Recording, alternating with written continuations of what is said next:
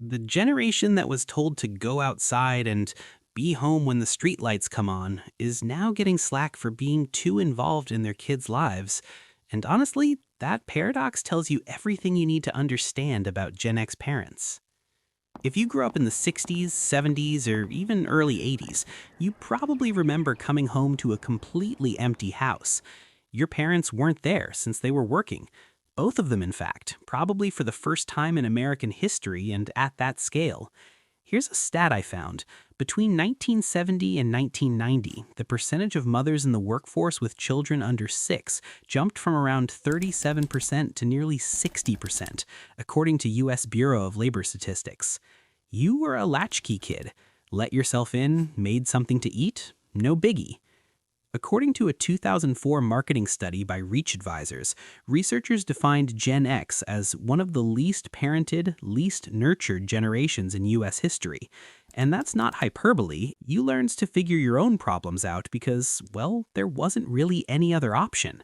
Your mom wasn't going to contact the school to contest your grades, and your dad definitely wasn't going to intervene in your friendship drama.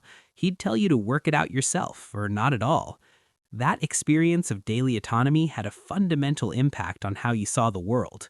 Yet the independence was coupled with something else, a kind of emotional self-sufficiency that looked like strength, but sometimes felt like loneliness. Fast forward to now, and if you look at what people are saying about Gen X parents, you'll notice a pattern emerging. Many Gen X parents talk openly about how much their latchkey childhood still affects them. These parents are reflective and with surprising honesty about how they've consciously chosen to parent differently, to be more present and involved with their own kids as a direct response to what they themselves didn't get to have growing up. When Gen X parents get involved in their kids' issues, some have noticed they can be even more protective than the generation before them. They've been called stealth fighter parents, which basically means they're not hovering over you 24/7 like some parents do, but when something actually matters, they go all in. They'll let you handle your own drama most of the time, but if something serious comes up, they'll show up to the principal's office ready to fight for you with an intensity that catches everyone off guard. This isn't how they planned to parent. Many Gen X parents will tell you they swore they wouldn't be overbearing, that they valued the independence they had growing up. But then they had kids, and something quietly shifted. The memory of coming home to an empty house, of navigating problems alone, and wondering if anyone was really paying attention to you, that can all come flooding back when you're the parent now. So, what actually happens when you parent based on how you were raised? A psychologist named Diana Baumrind spent years studying different parenting styles, and she figured out that parents basically fall into categories based on two things: how warm and emotionally available they are with their kids, which is responsiveness, and how much they expect from you in terms of rules and boundaries, which describes demandingness. The authoritative style, which is high on both warmth and expectations, is when parents are emotionally present but also have clear rules. It's not the same as authoritarian, which is just strict parents with not much emotional support. And it's not permissive, which is all warmth and loving, but don't really set any boundaries. Authoritative parenting is more like, I care about you and I'm here for you, but you still have to face the consequences of your decisions. From the studies I've found, they tend to handle their emotions better, tend to have higher self-esteem, are better at solving problems, and deal with less anxiety and depression. They also perform better academically, and they're better at making friends. It's a correlation I've found that's been proven over and over again throughout decades of developmental psychology research.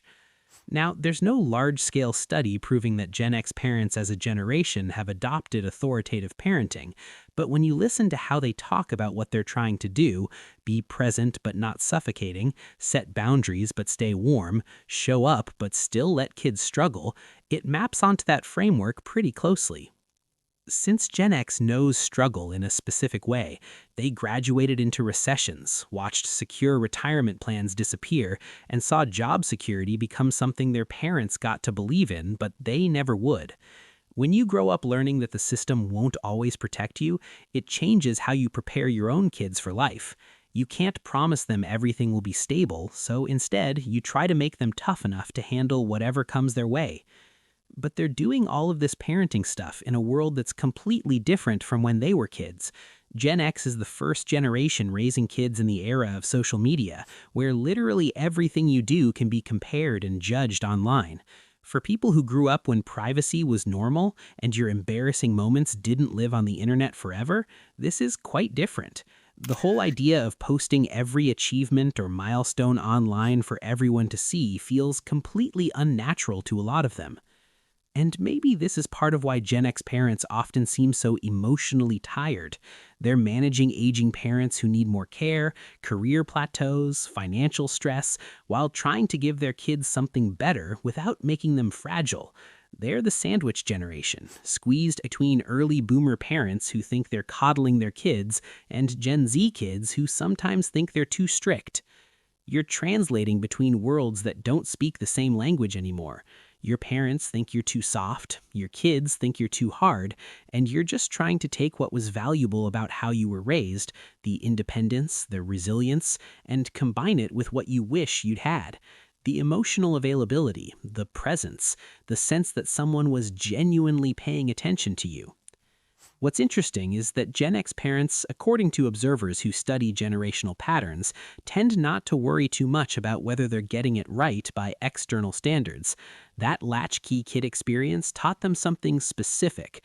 External validation is unreliable at best, so they're parenting according to an internal sense of what matters, calibrated by their own memories of what it felt like to be a kid. Which means they'll let their teenager make the same mistake twice because repetition is sometimes how learning actually happens. But they'll also be there at 2 in the morning when it all falls apart, ready to help without judgment. They remember what it was like to have to figure everything out alone, to not have anyone to call when things went wrong. There's also something about Gen X's relationship with technology that shapes how they parent. They're old enough to remember life before the internet, before smartphones consumed everything. They had childhoods where boredom was just part of the deal, where you had to create your own entertainment. They know what presence actually feels like because they experienced both worlds. So when they set boundaries around screens, it's coming from that lived experience rather than fear. They understand the tools but question the costs.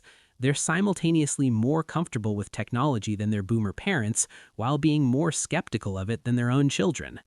When you see a Gen X parent at their kid's event looking all sorts of uncomfortable with all the other parents who are super intense and hovering, but they're still fully there for you, that might sound like a contradiction, but they're trying to raise kids who feel both secure and independent, like you know they've got your back, but you also know how to handle your own stuff. It's not perfect, and it probably doesn't match up with what so-called parenting experts say you're supposed to do, but for a generation that was literally described as one of the least nurtured in American history, the fact that they're showing up, like actually being there emotionally, not just sitting in the bleachers on their phone, is a pretty big deal. They're trying to break the cycle of how they were raised while keeping the good parts, and that's complicated in a way that doesn't fit into neat categories. And maybe that's exactly the point. Gen X has never been particularly interested in fitting into categories anyway. If this resonated with you, don't forget to subscribe. And if you want to support these deep dives, hit that join button to become a channel member.